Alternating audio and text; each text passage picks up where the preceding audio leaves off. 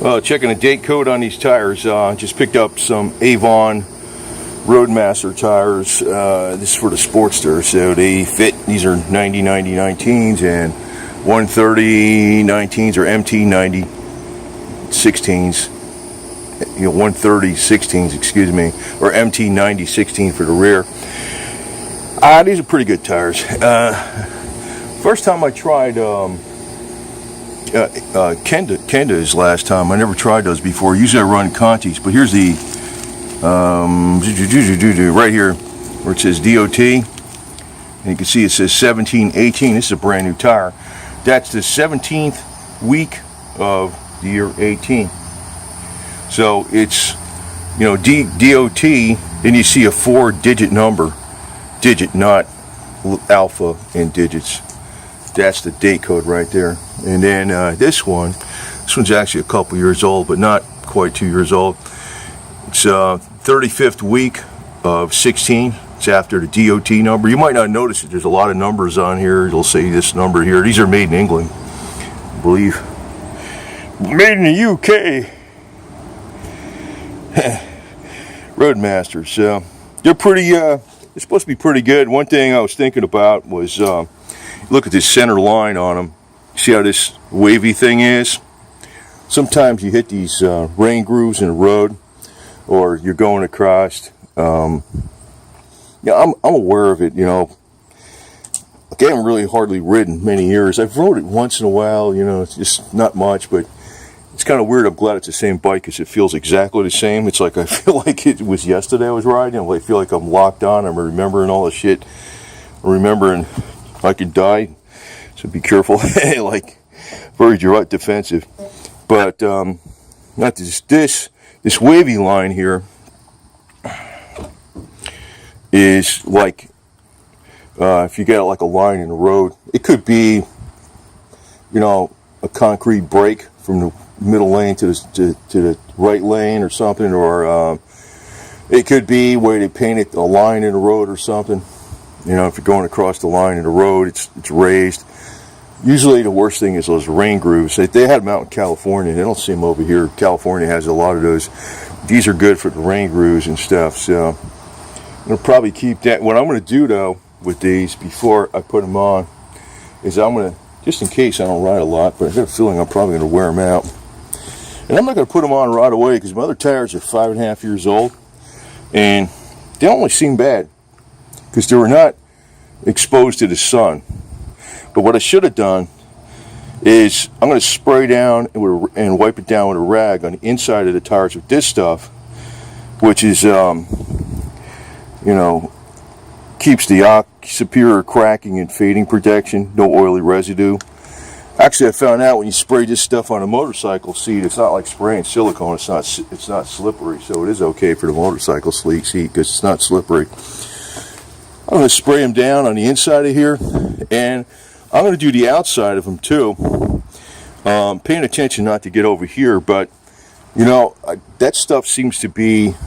It's not like the tire protectant that I've seen from other brands where it's slippery. You don't want to put that on motorcycle tires. You don't want to put that on the rubber-handed grips or any of your foot pegs or your gas tank or your knees go or your seat, because it's slippery, and especially not the tires. But that one seems okay, but I'm going to make sure I don't put it on this part of the rubber. But normally where you have degradation of the rubber where it's obvious is the sidewalls. So I'm going to keep these maintained. But I got a feeling I'm probably going to wear them out. But just want to double check the date code. This is a brand new 18 tire. This one's a year and a half. Year and a half's fine. It could be 2-3 years old. That's no problem.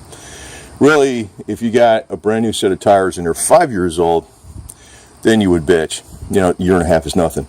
The tires I got on my bike right now are 5.5. They're like, maybe over the next few weeks I won't change these out, but I don't plan on doing no highway riding or 2-up riding or any of that kind of crap, or distance riding where the tire would heat up. I don't really see any physical damage to the tire, but the old ones that are on here, but they got a lot of rubber on them, so I don't feel like putting these on just this freaking second.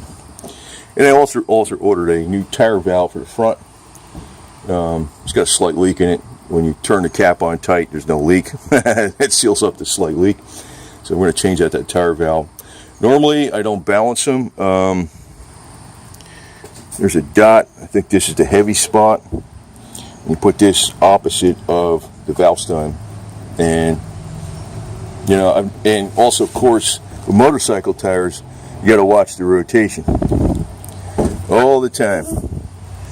Rotation is vital, so you got to make sure you do the rotation. As a matter of fact, though, now if you had a rear specific tire, like this is a rear specific tire, right? So you got the rotation goes on. Actually, I'm showing it flipped. The rotation would be, well, the bike was going that way. You'd see this would be going this way, right?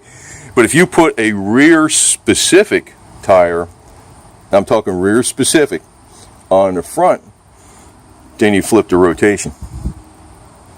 But you know, normally people don't do that kind of shit, so I don't know if I should be mentioning that. You know, normally people don't do that because like they just have, you know, the stock tires are just a little bit bigger or something. But you know, I personally do like the look of the wider tire in the front, Sportster or not. You know, and I'm keeping that Sportster because it's like, one thing wrong with it is if you're going to go 2 up on a long trip, there's no room for luggage. 1 up on a long trip, 2 up for regular rides for a few hours, no problem. Otherwise, I like it better than the big ones. It's got plenty of power and it's geared right. So it's got the 23 tooth sprocket in the front. So I could put a 46 or 47 in the back from the 48 and even gear it more. But it runs about 3,000 RPMs at 60 miles an hour down the highway. So you can cruise 70, no problem. It's you know, all freaking day. It's got plenty of power. Half a Harley or not, who gives a crap? These guys are freaking so stupid with that remark. Now they're, I guess it's 3/4 with the new Harleys. They got the 500. What do they got? 500 cc and 750 cc. So mine's at 1,274 cubic inches. That used to be the big one, right? So now it's a half a Harley, right? Give a shit about anything, no matter what you do. But anyway, you know, when you get new tires, you should check that day code. I got these from J&P Cycle, so I know they were good to go. I mean, I didn't really even bother to check the day code. J&P, I used to order from a lot years ago. I was buying stuff more often. And, but like say you're buying it from some online vendor you never heard of, and you're saying, oh, those tires are a good price. You know, eBay or something, individual vendor. You might want to know why they're a good price, you know. Maybe they are 5 years old. You know, these are a fresh set of tires that are good to go. And you're going to get that UV protectant and on the inside before I install them, because even the oxygen, the air, the ambient air, which is I think 23% oxygen, it will have effect on the inside of the tires, mostly on the outside. And what they tell me is oxygen is the worst thing that affects rubber. The second worst is UV.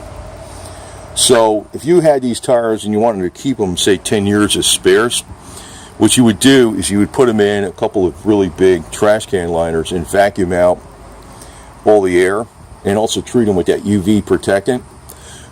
So if you vacuumed out all the air and you treated them with the UV protectant before, you know, the ozone, UV, it's not just UV, it's oxygen and all that kind of crap. You vacuumed out all the air and you had them in airtight bags, and the tires would, you know, 10 years from now, even though they were day coated, you know, they're saying, oh, those are 10 years old tires. If they were in airtight bags and you already had them coated with that 303 protectant, they'd be like brand new. They'd virtually last forever then, as long as you don't get air attached to them, you know. So like metal, I mean, metal rust. Freaking put it in an airtight bag and you put a little silicone on it, is it going to rust? No. I mean, that's the same kind of deal. But that's special circumstances. So, you know, you might be able to even buy tires that are a little bit older, as long as you could trust the guy that they were stored properly. You know, if they're stored in, you know, cellophane, wrapped up in a dark place when the temperature was pretty much a constant, not freezing or not like 100 degrees and stuff. But then again, you don't know. But you should check that day code if you're getting it from any tire manufacturer. Anyway, these are Avon Road Riders or some shit. Roadmasters, actually, I think they were called. They're called Roadmasters or some crap. Roadmasters! Road Riders, alright. Road Riders. The AM26. Made in the United Kingdom, man. Wow, that's cool.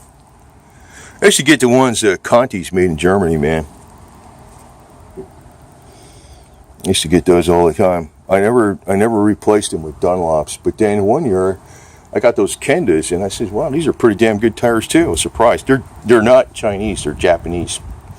They're Japanese. The Kendas are actually good tires. So if you're looking, these were cheaper than a Dunlop. Pirellis aren't that much money either. Kendas are significantly lower, but I'd stay away from the Chinese motorcycle tires, man. Ooh, they are a lot less price, but these are not really expensive. But where the expense sometimes comes with motorcycle tires, you can get the same brand, and you get like, what do you call that? The Conti Touring or the Dunlop Elite or something, I think they call them. And they're designed where they'll last a lot longer. And those tires will be more money, but they don't have as much grip. You know, it's the same kind of deal with bicycle tires. I mean, you got touring tires, and they can last a lot longer, and then you got racing tires, which I'm not racing, obviously. They're just kind of like in the middle, you know. I'd rather have a little more of that grip safety without going into the touring angle. But I like these. I like the design. Obviously, this looks like it's going to throw off rain real good, and it has this. You know, it's another thing where you can keep this bike straighter, you know, if it hits crazy grooves in the road. And I looked at this pattern too, and I said, you know, right now, I mean, it was raining like a son of a bitch yesterday, and it looks like it's going to do the same thing again today. So maybe it's going to be a short ride when I get out there, but you know, I was looking at this. This is probably a good pattern for Florida weather, where you have all this monsoons hitting you unexpectedly. So good to go.